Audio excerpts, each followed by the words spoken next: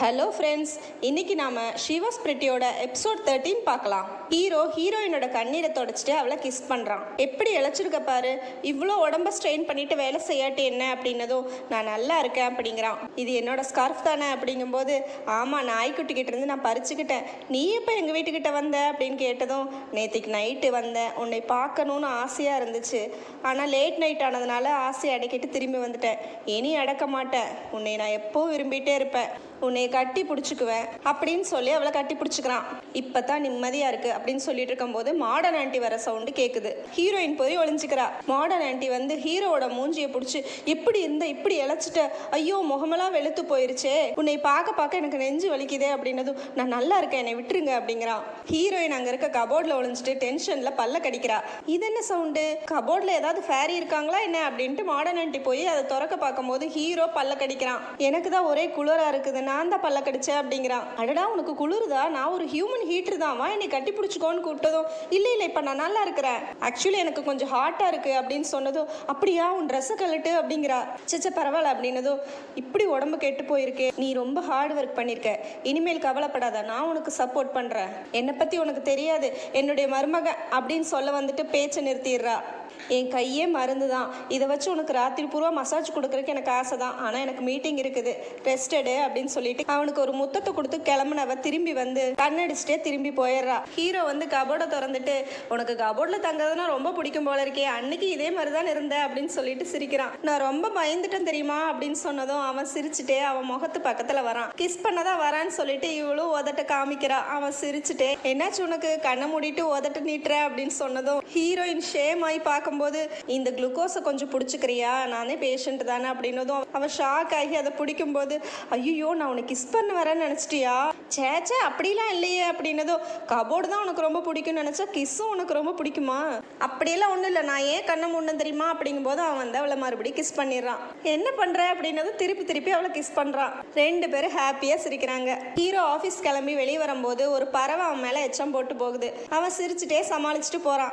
Harry வீட்டில் exercise பண்ணிட்டு இருக்கும்போது ஹீரோயின் ஆஃபீஸ் கிளம்புனவ, ஹரி நைட் இன்னைக்கு எங்கள் வீட்டுக்கு டின்னருக்கு வந்துரு அப்படின்னதும், என்ன விசேஷம், உங்கள் அப்பா அம்மாவோட வெட்டிங் டேவா, ஆமான்னு சொல்லும்போது, அடடா இன்னைக்கு எங்கள் சீனியர்ஸ் கூட மீட்டிங் இருக்கே, மீட்டிங் போஸ்ட்போன் ஆயிடுச்சுன்னா கண்டிப்பாக வரேன் அப்படிங்கிறா. ஹீரோயின் லிஃப்ட் ஏறும்போது உள்ள second hero, good morning Jackson அப்படிங்கிறான். எல்லாரும் அமைதியாக நிற்கும் போது செகண்ட் ஹீரோ வாயாலே கேஸ் சவுண்ட் விடுறான். எல்லாரும் திரும்பி பார்த்ததும் ஹீரோயின் கிட்ட திரும்பி, என்ன நீங்கள் உடம்புல பார்த்தா நல்லா இருக்குது, வயிறு சரியில்லையா அப்படிங்கும்போது, ஐயோ நான் இல்லை அப்படிங்கிறா. எல்லாரும் திரும்பினதுக்கப்புறம் மறுபடியும் அதே மாதிரி சவுண்டு விடுறான். மறுபடியும் திரும்பி, என்ன நீங்கள் இப்படி கேஸ் விடுறீங்களே அப்படின்னு சொல்லிட்டு மூக்கை பொத்திக்கிறான். ஐயோ நான் இல்லை அப்படிங்கும்போது அவன் சிரிக்கிறான். ஏன் இப்படி பண்ணீங்க, எல்லாரும் என்னை என்ன நினச்சிருப்பாங்க அப்படின்னு அவனை திட்டும்போது, அதனால தான் சொல்கிறேன் ஜாக்சன், என் கூட கம்ஃபர்டபுளாக இரு, எதுக்கு சும்மா தள்ளி போகிற, குழந்தைத்தனமாக பிஹேவ் பண்ணாத, என் கூட ஃப்ரெண்டாரு அப்படிங்கிறான். ரிப்போர்ட்டர் அப்படின்னதும், ஆமா உன்னை மாதிரி ஒரு தங்கச்சியை நான் மிஸ் பண்ணுவேனா, நம்ம எப்பவும் போல இருக்கலாம், ஓகேவா அப்படின்னு கேட்டதும் அவளும் ஓகே அப்படிங்கிறா. சீஃப் உன்னை மாதிரி ஒரு கேர்ள் ஃப்ரெண்ட் அடையறக்கு என்ன புண்ணியம் பண்ணானோ, அவன் ஏதாவது உங்ககிட்ட வம்பு பண்ணா என்கிட்ட வந்து சொல்லு, உங்க அண்ணன் நான் பாத்துக்கிறேன் அப்படிங்கிறான். ஹீரோ மறுபடியும் டேபை பார்த்துட்டே போய் தொப்புன்னு கீழே விழுந்துடுறான். அடடா மறுபடியும் விழுந்துட்டேனே அப்படின்னு சிரிக்கும் போது ஒரு ஸ்டாஃப் அவனை பார்த்துட்டே போறா. ஹீரோ ஆஃபீஸ்க்குள்ள வந்தது எல்லாரும் குட் மார்னிங் சொல்லும் போது, குட் மார்னிங் அப்படிங்கும்போது டீம் மேனேஜர், உங்களுக்கு உடம்பு பரவாயில்லையா, அதுக்குள்ள ஏன் வேலைக்கு வந்தீங்க, அப்படி இல்லை நான் நல்லா தான் இருக்கிறேன், எல்லாரும் நல்லா வேலை செய்யுங்க ஃபைட்டிங் அப்படின்ட்டு போனதும் எல்லாரும், என்ன நம்ம சீஃப் இப்படியெல்லாம் பேசுறாரு அப்படிங்கும்போது, அப்போ ஒருத்தி வந்து, நான் சீஃப் கீழே விழுந்ததை பார்த்தா அவர் தலையில் அடிபட்டு இருக்குமோ அப்படிங்கும்போது, கண்ணாடிக்காரன், எனக்கு என்னமோ சந்தேகமா இருக்குது, இவன் முகமே சரியில்லை, டேட்டிங் பண்றவங்க தான் இப்படியெல்லாம் பிஹேவ் பண்ணுவாங்க அப்படிங்கும்போது, இந்த மாதிரி ஒரு கேரக்டரை எந்த பொண்ணு டேட்டிங் பண்ணுவா அப்படின்னு எல்லாரும் குசுன்னு பேசிட்டு இருக்கும்போது ஹீரோயின் மேல இருந்து அதை கேட்டுட்டே ஒரு துணியை கீழே போட்டுறா. எல்லாரும் அவளை ஷாக் ஆகி பார்க்கும்போது செகண்ட் ஹீரோ அவளை பார்த்து சிரிக்கிறான். ஹீரோயின் ஹீரோ ரூமுக்கு வரா.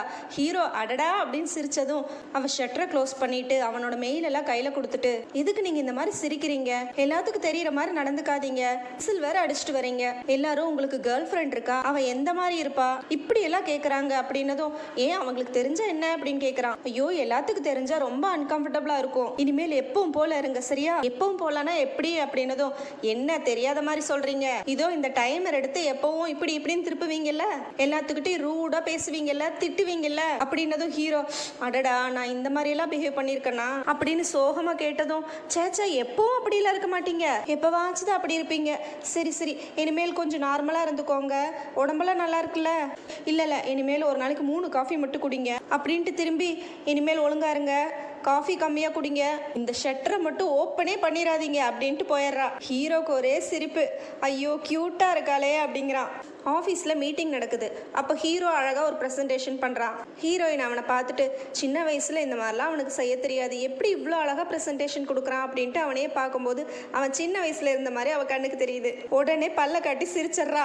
உடனே ஹீரோ, எதுக்கு அப்படி சிரிக்கிற அப்படின்னதும், சாரி அப்படிங்கிறா. மீட்டிங் நடக்கும்போது தேவையில்லாமல் சிரிக்காதீங்க அப்படின்னு சொல்லிட்டு எந்திரிச்சு போயிடுறான் ஹீரோ. அப்போ அழகான பொண்ணு வந்து, அக்கா நீங்கள் யாரையாச்சும் டேட்டிங் பண்ணுறீங்களா அப்படின்னதும், அப்படிலாம் இல்லையே அப்படிங்கும்போது எல்லாரும் வந்து, அதை பார்த்தாலே தெரியுதே நீ தான் டேட்டிங் பண்ணுற அப்படின்னு சொல்லிட்டு சிரிச்சிட்டே போகிறாங்க. இல்லை இல்லை அப்படிங்கிறா. வேலை உட்காந்து செய்யும் போதும் பாட்டு பாடிட்டே சந்தோஷமாக செய்யும் போது கண்ணாடிக்காரன் வந்து, ஒரு தெரு நாய் கூட நீ டேட்டிங் பண்ணுறேன்னு பார்த்து சொல்லிடும் அப்படின்னதும், அப்படிலாம் இல்லையே அப்படிங்கும்போது, அப்படித்தான் தெரியுது அப்படின்ட்டே போகிறான். அப்போ ஹீரோ உள்ளேருந்து பார்த்துட்டு, என்னை சொல்லிட்டு இவ எப்படி பிஹேவ் பண்ணுறா பாரு அப்படின்ட்டு சிரிக்கிறான். ஹீரோவை ஆப்போசிட்டில் பார்த்ததும், அப்போவே நீங்கள் மீட்டிங்கில் சூப்பராக நடிச்சிங்க அப்படின்னதும், என்ன நடித்தேன் அப்படிங்கும்போது, என்னை திட்டினீங்கல்ல வேணும்னே தானே அப்படிங்கும்போது, இல்லையே நான் நிஜமாக தான் உன்னை திட்டினேன் அப்படிங்கிறான். நிஜமாவா அப்படின்னதும், நான் வேலையில் கரெக்டாக இருப்பேன், உனக்கு ஏதாவது அப்செட்டாக இருக்கா அப்படின்னு கேட்குறான். அப்படிலாம் இல்லையே அப்படின்ட்டு, இருந்தாலும் சரி சரி உன் அமெரிக்கன் ஸ்டைலை நீயே வச்சுக்கோ அப்படின்ட்டு போயிடுறா. மறுபடியும் ஹீரோ சிரிச்சுட்டு, ஐயோ க்யூட்டாக இருக்காளே அப்படிங்கிறான். அந்த பேர் தெரியாத ஆத்தர் எழுதின புக்கு மெமரி ரிலீஸ் ஆகிருக்குது. அதில் 10ங்கிற பென் நேமில் எழுதியிருக்கான். கண்ணாடிக்கார அந்த புக்கை பார்த்துட்டு, உண்மையிலே புக்கு சூப்பராக இருக்குது ஜூன், நீ அந்த ஆத்தர் 40 இயர்ஸ் கொரியன் ஆண்டியாக இருப்பாங்கன்னு சொன்னதானே, உண்மையாக தான் இருக்கும் போல. இந்த நாவலை ஃபுல்லாக கொரியாவை பேஸ் பண்ணி எழுதியிருக்கிறாங்க, கொரியாவில் வாழ்ந்தவங்க தான் இதை எழுத முடியும் அப்படின்னு சொல்லும்போது ஹீரோயின், பென் நேம் எதுக்கு 10ன்னு வச்சிருக்கிறாங்க அப்படின்னு கேட்குறா. ஒருவேளை 10 புக்கு மட்டும் எழுதிட்டு ரிட்டையர் ஆயிடுவாங்களோ அப்படின்ட்டு பேசிட்டு இருக்கும்போது மாடர்ன் ஆண்டி வரா. இல்லை இல்லை இல்லை, நீங்கள் எல்லாரும் தப்பாக நினச்சிட்டு இருக்கீங்க, எதுக்கு 10ங்கிறது நம்பர் நினைக்கிறீங்க, அதுக்கு வேற மீனிங் இருக்கும். ஒவ்வொரு லாங்குவேஜ்லேயும் 10க்கு என்ன மீனிங் சொல்லிட்டு, கொரியாவில் அதுக்கு இது இங்கே தான் அப்படின்னு மீனிங் அப்படின்னு சொல்லிட்டு போயிடுறா. இது இங்கத்தானா? டீம் மேனேஜர் உடனே, மாடர்ன் ஆண்டிக்கு இதை பற்றி ஏதாவது தெரிஞ்சிருக்குமோ அப்படிங்கிறா. மாடர்ன் ஆண்டி பாத்ரூமில் போய் சேர்மனோட பையனுக்கு ஃபோன் பண்ணி, இன்னைக்கு 5 மணிக்கு மீட்டிங் இருக்கு மறந்துடாத மருமகனே அப்படிங்கும்போது அழகான பொண்ணு உள்ளேருந்து வெளியே வந்து, ஓ இன்னைக்கு 5 மணிக்கு அவன் யார் உண்மையானவன் தெரிஞ்சுக்கலாமோ அப்படிங்கிறா. அழகான பொண்ணு ஒரு ஹோட்டலில் ஒழிஞ்சிட்டு மாடர்ன் ஆண்டி காரில் வந்து இறங்குறத பார்த்துட்டு சேர்மனோட பையன் எங்கன்னு தேடிட்டு இருக்கா. அப்போ ஆரம் வந்து அவளை வெளியே கூப்பிடுறா. உன்னை நான் காஸ்மெட்டிக்கெல்லாம் அரேஞ்ச் பண்ணி வைக்க சொன்னா இங்கே என்ன பண்ணுறவா அப்படின்னதும், ஒரு 5 நிமிஷம் இங்கே வந்துடுறேன் அப்படிங்கும்போது காதை பிடிச்சி முறுக்கி கூட்டிகிட்டு போயிடுறா. மாடர்ன் ஆண்டி ஹோட்டலில் வெயிட் பண்ணிட்டு இருக்கும்போது சேர்மனோட பையன் வரான்.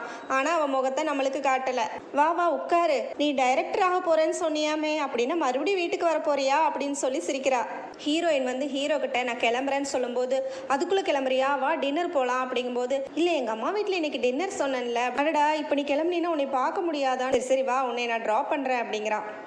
ஹீரோயினை கொண்டு வந்து ட்ராப் பண்ணிவிட்டு அவன் 2 கையும் பிடிச்சிட்டு, போக போறியா, இன்னைக்கு உன்னை பார்க்க முடியாதா, உன்னை நான் ரொம்ப மிஸ் பண்ணுவேனே அப்படின்ட்டு அவளை விடாமல் பிடிச்சிட்டு இருக்கான். அப்போ அவளோட தங்கச்சி வந்து, ஐயோ 2 பேரும் கையை பிடிச்சிட்டு இருக்காங்க, அப்பா இவங்க 2 பேரும் டேட்டிங் பண்ணுறாங்க அப்படின்ட்டு ஓடுறா.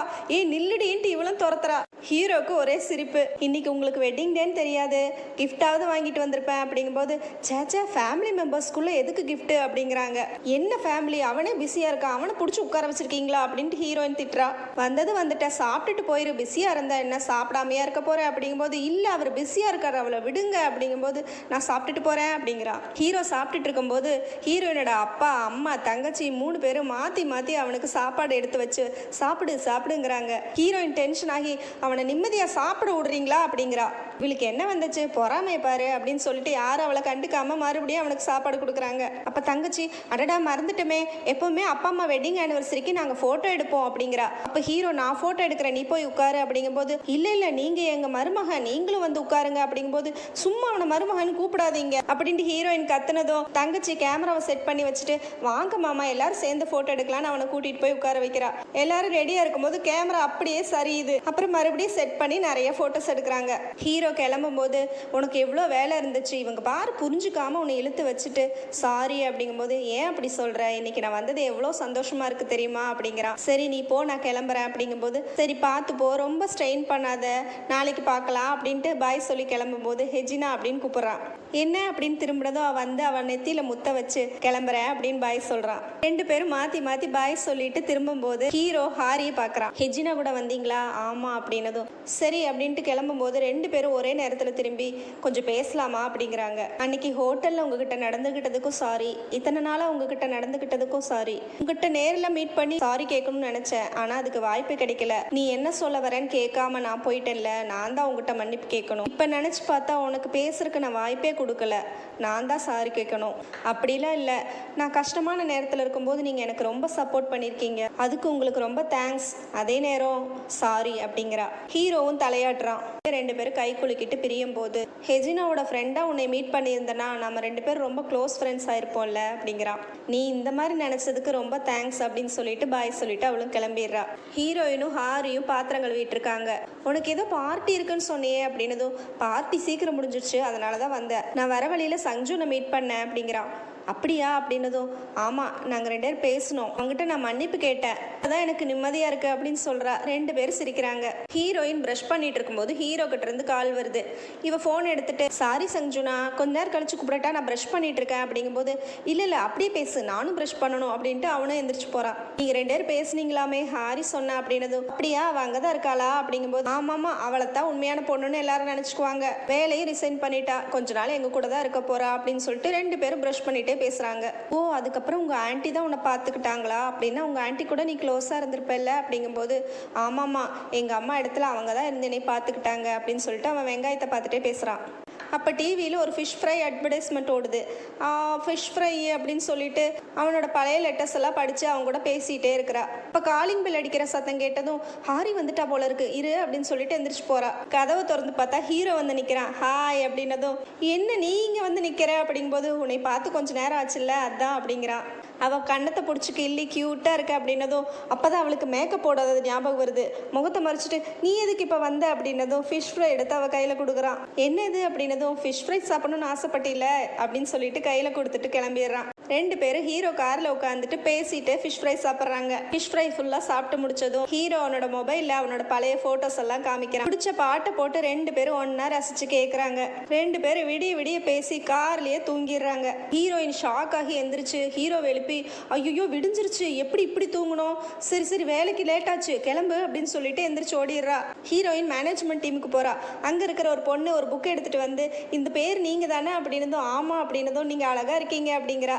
என்ன விஷயமா வந்திருக்கேன்னு கேட்கும்போது அவ வந்த வேலையை சொல்றா. 3 வாரம் தான் இருக்கு நீ திரும்பி வரக்கு அப்படிங்கிறான். ஹீரோயின் ஷாக் ஆகி என்னது நான் வரக்கு 3 வாரம் தான் இருக்கா அப்படின்னதும் ஆமா நீ என்னைக்கு வருவேன்னு நாளை குறிச்சு வச்சிருக்கேன் பாரு அப்படிங்கிறான். ஹீரோயின் சிரிச்சுட்டே ஓ நான் 3 வாரத்துல வரணும்ல அப்படிங்கிறா. ஆஃபீஸில் எல்லாரும் ஒர்க் பண்ணிட்டு இருக்கும்போது ஜூன் நான் சொன்னது கரெக்டு தான், 10 ஒரு கொரியன் தான் அப்படிங்கும்போது எல்லாரும் அப்படியா அப்படிங்கும்போது ஆமாம் ஃபேஸ்புக்கில் எல்லாரும் 10 கிட்ட நீங்கள் கொரியன் தானான்னு கேட்டதுக்கு ஆமான்னு மெசேஜ் பண்ணியிருக்காங்க அப்படிங்கிறான். அப்போ திடீர்னு ஒரு ஃபாரினர் வந்து நிற்கிறான். அவன் யாருன்ட்டு எல்லாரும் அதிர்ச்சியை பார்க்கும்போது கண்ணாடிக்காரன் போய் ஹைஃபை அப்படிங்கிறான். அவன் எதுவும் ரெஸ்பாண்ட் பண்ணலன்னதும் செகண்ட் ஹீரோ போய் அவனுக்கு ஹைஃபை கொடுத்துட்டு நீங்கள் யாரை பார்க்கணும்னு கேட்டதும் நான் சஞ்சுனை பார்க்கணும் அப்படிங்கிறான். ஆக்சுவலி அவர் ஹெட் ஆஃபீஸ்லேருந்து வந்திருக்கிறாரு. ஹீரோ கிட்ட பேசிட்டு கிளம்புறாரு.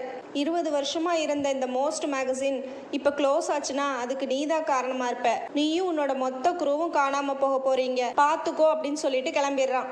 அவனை வழி அனுப்பிச்சிட்டு ஹீரோ உள்ள வந்ததும் கண்ணாடிக்கார எந்திரிச்சு ஹெட் ஆஃபீஸ்ல இருந்து முதல்ல வந்திருக்காங்க, என்ன ஏதாவது பிரச்சனையா அப்படின்னதும் இல்லை நான் அங்கே இவர் கீழே தான் ஒர்க் பண்ணேன், சும்மா பார்க்க தான் வந்தாரு, எதை பத்தி கவலைப்படாதீங்க அப்படின்ட்டு போறான். அப்போ டீம் மேனேஜர் ஹீரோவை கூப்பிட்டு அந்த டைரக்டர்கிட்ட இன்டர்வியூ கேட்டிருந்தமே அவர் இன்னும் ரெஸ்பாண்ட் பண்ணல, அதை கேன்சல் பண்ணிடலாமா அப்படிங்கும்போது ஹீரோ டென்ஷன் ஆகி அதை மட்டும் விட்டோம்னா நம்ம டாப் ரீச் பண்ணவே முடியாது, எப்படியாச்சும் அந்த இன்டர்வியூ பண்ணியே ஆகணும், நான் முயற்சி பண்ணுறேன் அப்படின்னு சொல்லிட்டு போயிடுறான். ஹீரோ டென்ஷனாக ஆஃபீஸில் உட்காந்துருக்கும் போது ஹீரோயின் மெசேஜ் பண்ணி அவர் நம்ம மேகசின் ஷட் டவுன் பண்ணுறதை பற்றி பேச தானே வந்திருக்காரு அப்படின்னு கேட்டதும் கவலைப்படாத நம்மளுக்கு இன்னொரு சான்ஸ் இருக்குது அப்படின்னு ரிப்ளை பண்ணுறான். அப்போ செகண்ட் ஹீரோ உள்ள வந்து ஒரு பென் டிரைவ் கொடுத்து இது அந்த டைரக்டர் ஸ்கூல் டேஸில் இருக்கும்போது எடுத்த ஒரு சின்ன படம், இதை பார்த்தீங்கன்னா அவரை பற்றி உங்களுக்கு ஒரு ஐடியா கிடைக்கும், அவரை அப்ரோச் பண்ணுறதுக்கு உங்களுக்கு ஈஸியாக இருக்கும் அப்படிங்கிறான்.